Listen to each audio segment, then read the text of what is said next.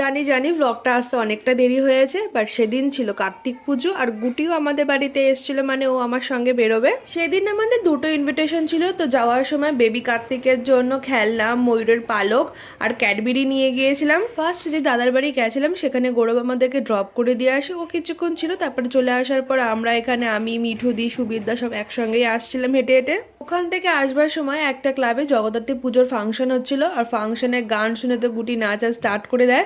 তো গুটির নাচ দেখে একটা দাদা এসে ওকে বলে, চলো মনা তুমি একটু গিয়ে স্টেজে নাচ করবে।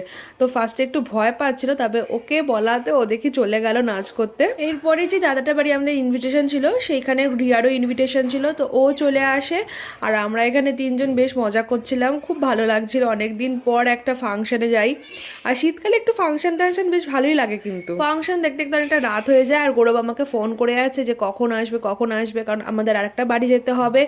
তো ওখানে